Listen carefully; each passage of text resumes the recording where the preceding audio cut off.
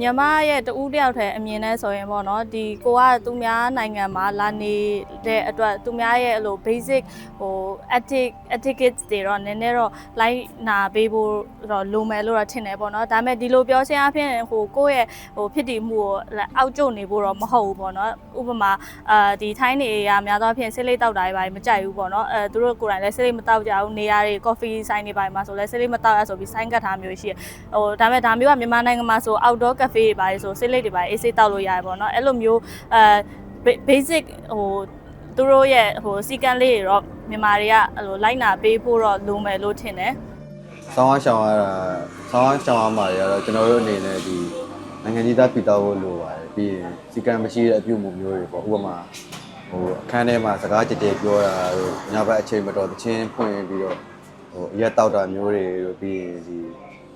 public area မှာစလိတ်တောက်တာမျိုးပြီးကြတော့ဟိုကိုညာဝါပြီးတော့ဒီစီကံမရှိထွေးတာမိပွိုင်းလိုနေရာမျိုးတွေအဲ့လိုအများပိုင်ပန်းကြလိုနေရာမျိုးတွေစီကံမရှိကွန်တရီထွေးတာမျိုးအဲ့လိုအပြုတ်မှုတွေပို့ပြီးတော့ဟိုရှောင်းတဲ့မှာဒီထားပြီးတော့ဟုတ်ပြီးတော့နောက်တစ်ခုကတော့ဒီလိုမျိုးဟိုထိုင်းနေရဲ့ဟိုအဓိကချမှတ်ထားတဲ့စီကံတွေပေါ့နော်အဲ့ဒါတွေကကြတော့ဟိုဥမာဒီ tourism နဲ့ပတ်သက်ပြီးတော့မြန်မာတွေ guide လုပ်တာပဲဖြစ်ဖြစ်လုပ်နေကြရတယ်အများကြီးရှိရပေါ့နော်ဒါတွေကိုဟိုမလုပ်နဲ့လို့ပြောတာမျိုးတော့မဟုတ်ဘူးဒါပေမဲ့အဲ့လိုလုပ်တဲ့အခါမြန်မာရင်းနဲ့တတိထားပြီးတော့ကိုယ့်ရဲ့အဲ့လိုလုတ်ပိုင်ခွင့်လေးကြားထဲမှာတေးသေးချာချာလေးတိုးတိုးတိတ်တိတ်လေးနဲ့လှုပ်ဖို့ဟို flashy မဖြစ်ဖို့ပေါ့နော်အဲ့လိုမျိုး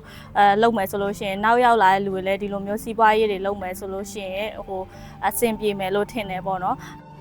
ကွဲထွက်နေရဲ့ထိုင်းနေနဲ့ကွဲထွက်နေတဲ့အဲ့လို identity behavior တွေဆိုတာထိုင်းနေပိုပြီးမြင်လာတာပေါ့နော်ကျွန်တော်တို့ကဟိုတဦးစားနှစ်ဦးစားလောက်ပဲရှိအဲ့လိုမျိုးအုပ်စုသေးလေးနဲ့ပဲရောက်လာကြရဲဆိုတော့ဟိုကကျွန်တော်တို့သွားတယ်လာတယ်ဆိုရင်တော့မှဟိုထိုင်းနေဘာလုပ်လဲသူတို့ဘယ်လိုသွားလဲဥမာဘယ်လိုတန်းစီလဲတို့ကျွန်တော်အဲ့လိုကြည့်ပြီးတော့မှအဲ့လိုဒီမျိုးမှာစပြီးနေကြရဆိုတော့ပေါ့နော်နောက်ပိုင်းကျတော့မြန်မာရေးအချင်းချင်းကျတော့ဟိုကိုရင်းနေကြမြန်မာပြည်မှာနေကြအတိုင်းလိုမျိုးနေပြကြတော့ maybe အဲ့ဒါတွေကိုထိုင်းနေဘက်ကလည်း